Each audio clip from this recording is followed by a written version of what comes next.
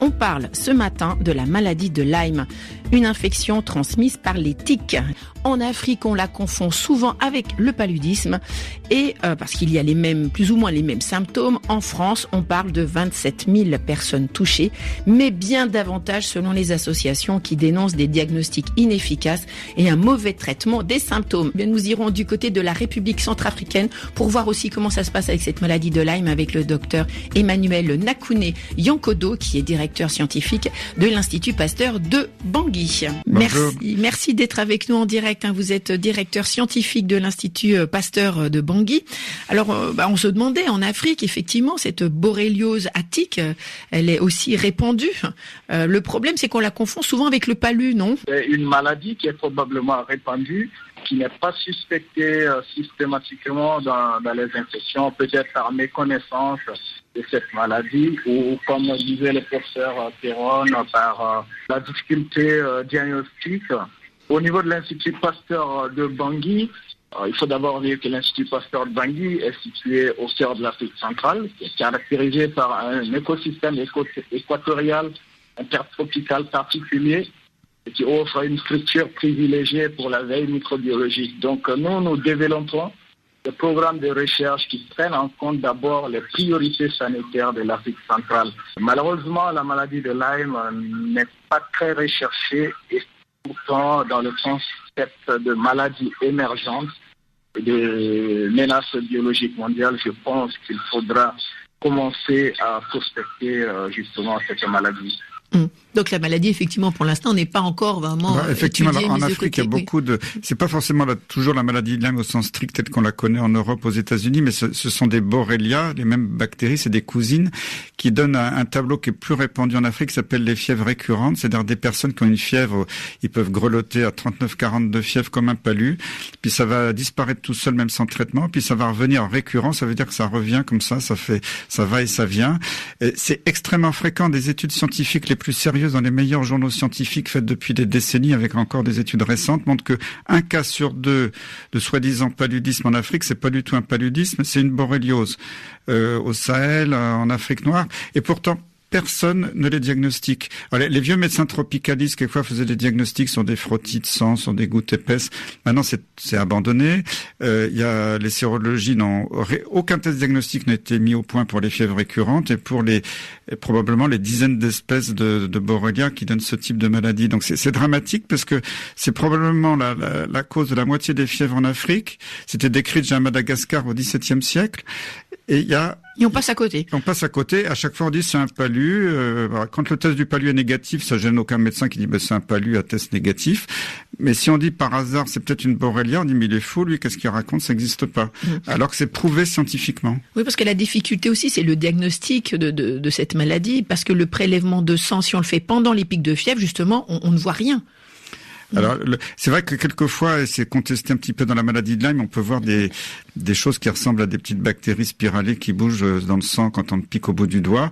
C'est difficile de faire la part des choses parce qu'on a fait des petites études en Europe où il semble que des gens en bonne santé, on voit les mêmes images. Donc, on n'est pas certain de la qualité de ces images et que c'est un vrai test diagnostique. Je veux pas m'avancer là-dedans. Mais ce qui est impressionnant, c'est qu'il n'y a pas eu de test biologique mis au point pour ces maladies qui sont hyper fréquentes. Alors, fréquente aussi chez vous, docteur Emmanuel Nakune Yankodo, donc vous êtes à Bangui, en Centrafrique. Effectivement, cliniquement, quand on voit certaines lésions cutanées ou bien des maladies du système nerveux, tout prête vraiment à confirmer la maladie de Lyme. Malheureusement, la seule difficulté, c'est que nous ne disposons pas de diagnostic. Et très souvent, quand les cliniciens nous envoient des prélèvements, ce que nous recherchons pour les maladies transmises par les tiques, c'est beaucoup plus soit les arboviroses, comme le Crimée Congo, Dublé ou la fièvre de la vallée du Rift, qu'on a identifié à partir des prélèvements des sites, sont vraiment courants. Pour ce qui est du système nerveux, maladie du système nerveux, on recherche tout ce qui souffre à la rage, les herpès, les arboviroses.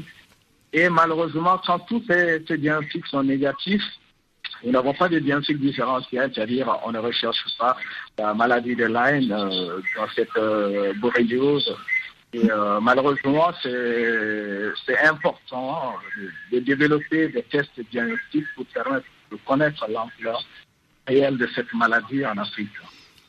Professeur Christian Perron, la difficulté aussi, c'est que cette maladie est inconnue aussi par le personnel de santé lui-même. Oui, elle n'est pas très connue parce qu'on a appris aux médecins que c'est une maladie rare. Donc ils pensent qu'ils n'en voient jamais alors qu'ils en voient tous les jours. Donc ça c'est un problème.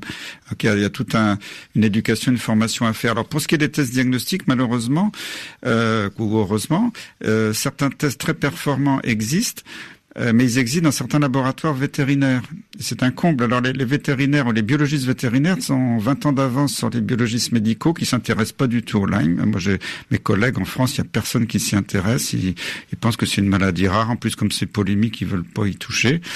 Et je suis stupéfait de voir que quand vous êtes une vache, un chien, un cochon, vous avez un diagnostic, alors pas que de Lyme, mais aussi des autres borrélioses ou des autres bactéries ou parasites qui peuvent être associés dans ce qu'on appelle les co-infections, c'est-à-dire les infections associées, qui sont aussi transmises par les tiques.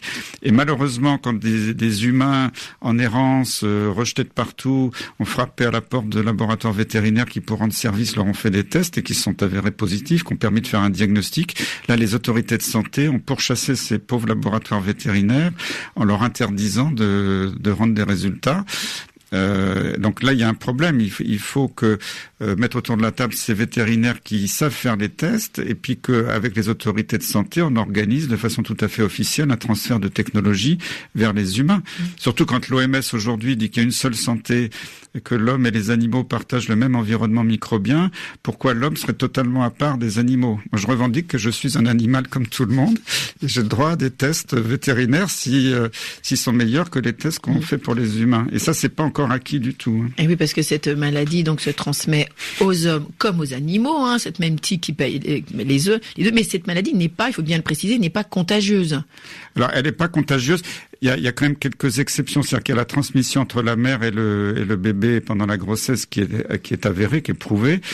Mais je rassure aussi, il y a eu le témoignage de Gabrielle qui a eu un enfant après avoir fait une maladie de Lyme sévère, et elle a été traitée, son enfant va très bien.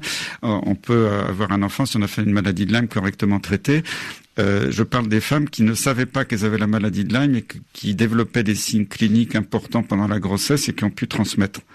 Alors, docteur Emmanuel Nakouné Yankodo, donc directeur scientifique de l'Institut Pasteur de Bangui, quelles sont vos recommandations à vous pour tous nos auditeurs africains, par exemple? Les recommandations aux cliniciens de suspecter. Il faut toujours penser à la maladie de Lyme, qui est une maladie récurrente, malheureusement, en présence de certaines lésions cutanées incurables, en phase 2, phase 3. Surtout poser des questions aux malades s'il y a notion de contact avec les tiques. C'est des questions qui ne sont pas souvent posées par les cliniciens. J'ai pas compris la question. On n'a pas compris la question. La question de contact. La question, c'est il faut interroger les patients qui viennent avec ces infections, de savoir s'il y a eu une notion de piqûre par des tiques. Oui, essayer de remonter effectivement à la source. C'est pas évident de le suspecter s'il n'y a pas des orientations sur l'origine de la maladie, si c'est des personnes qui exercent des métiers, qui les mettent en contact avec les animaux, évoquer le risque. Parce que le risque, il est vraiment certain. J'ai lu une étude de l'IRD en Afrique de l'Ouest, par exemple, sur le Mali, Sénégal, Mauritanie. Dans certaines régions rurales, c'était jusqu'à 25% des habitants qui étaient touchés par la borrelia attique. Parce que dans la région du Sahel, par exemple, on sait qu'il y a des tiques molles. Alors parce qu'en France, on a plutôt des tiques dures, sauf des oiseaux. Les tiques molles, c'est des tiques, des rongeurs qui vivent dans les anfractuosités des maisons. Alors souvent, c'est des maisons en terre, il n'y a pas de porte étanche. Les rongeurs vivent dans les maisons. Et les tiques molles, elles sortent la nuit. Et elles vont attaquer les malades pendant leur sommeil. Elles font des repas très courts, contrairement à nos tiques de chez nous.